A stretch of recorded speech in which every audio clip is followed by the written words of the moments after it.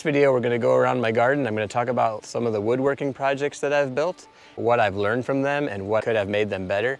I have about 4 or 5 different projects that I've built. I have a couple of grape trellises.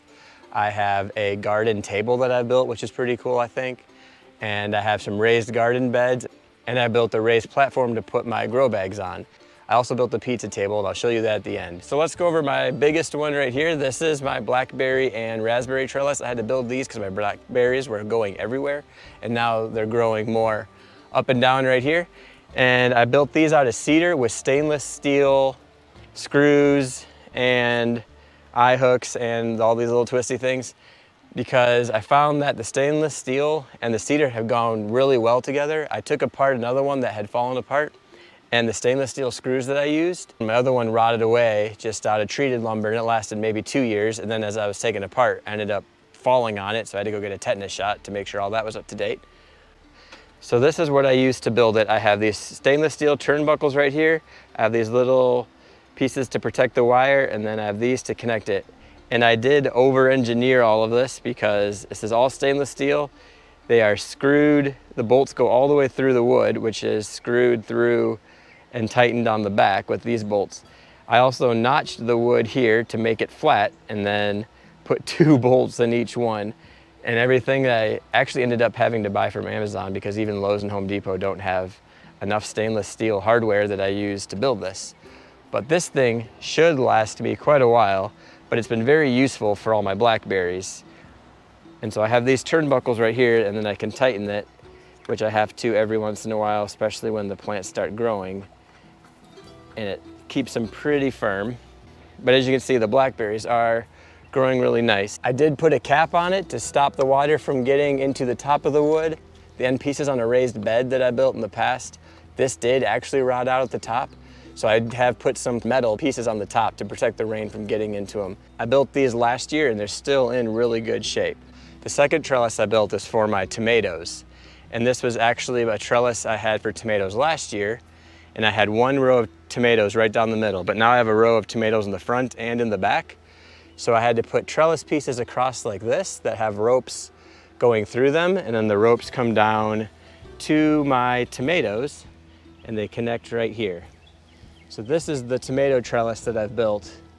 And as you can see, I had to add all these little pieces, which are also cedar, and they go across and down for all of the tomatoes.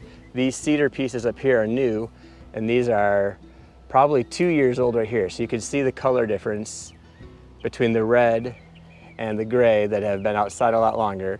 They aren't necessarily new, they were refurbished from inside my garage. But this is my second trellis that I built. And on the bottom are basic garden beds that I've built. This one really needs to get cleaned up, but I've put cedar all along the side here.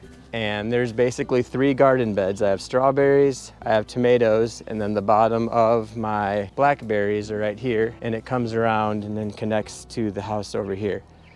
So these are just giant cedar planks that I've put in. And like the other boards, I have put caps on the end. So I have a 4x4 that goes down right here, and a 4x4 that goes into the ground right here. And then I screwed in stainless steel screws into each of the corners to make my garden beds. And I even have some strawberries. They're getting ready to pick pretty soon. So right here is my Concord grape trellis. This is my giant Concord grape. As you can see, there's lots of grapes, and I have 3 levels to this trellis, and these are just connected to this pole that I have at this end. Same thing, using eye hooks and some string tighteners, stainless steel clips, and some stainless steel locks. And I have it all going across here, and then I have my grapes tied to it.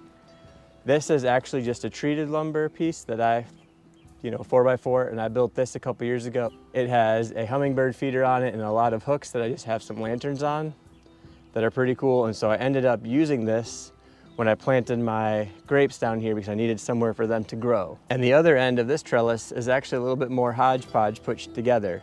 So I actually have 4x1 boards that were 12 feet long because I could not find a 12-foot long cedar 4x4. So I glued these together and then clamped them together, and then used the eye hooks and went through it and screwed them together. And then that is where these Neptune grapes are growing on the other end. So at that end is the Concord grapes, and at this end are the Neptune grapes. Under my grow bags, I did build a little platform so that water would go through it into the bottom and that they would have a chance to dry out and not just get soggy. So these are just 3.5 by 3.5 or 4x4 boards. These are some 4x1 boards that I just screwed going across kind of like a ladder, and they're just sitting on top of there. I did use stainless steel screws. I found that stainless steel screws just work amazingly, and I can take them out if I'm done and I can reuse them because I have reused stainless steel screws quite a bit. But this just keeps my grow bags, which have my potatoes in it that I'm going to harvest real soon, off the ground. I don't know if it really helps or not, but I just felt like it would be easier, and then I'm not getting all those spots from the grow bags and the grass. The last raised bed I had before I go over to the garden bench is for my corn. And this one I built on a hill. So I had to have 3 2x6s that go all the way across. I think these are 8 feet long. And then I have one across right here. And I have a 4x4 in the 4 corners, and this goes all the way down into the ground. So these are all 3 4x4s right here that I filled in this corner so that the dirt would not come out. There's a little bit coming out right here. But one thing I found out is it took a lot of dirt to fill this up, a lot more than I was expecting. Thankfully, my neighbor had some extra dirt he was able to give me to fill up the bottom, and the top is from garden bags from Home Depot or whatever, for a little bit easier to work with dirt because the dirt he gave me was pretty hard. But the bottom is just that soil, and then I used garden dirt for the top. But this year my corn is finally growing, so I've done a lot better with corn this year, giving them a place to grow. I built this a year ago, so it's still in good shape. Stainless steel screws again with cedar. So this is the garden bench I built. It is all made of cedar and stainless steel accessories. I kind of got the idea just off of pictures on the internet. I wanted a tabletop, and I have holes in the middle for the dirt to fall through, or if I'm watering plants, everything can go through. I have stainless steel hooks right here, stainless steel hooks right here, and I've hung up random different things on this board that goes across. And then up here, I have a shelf, and I put, extra pieces that I have, neem oil, a bear for my dad.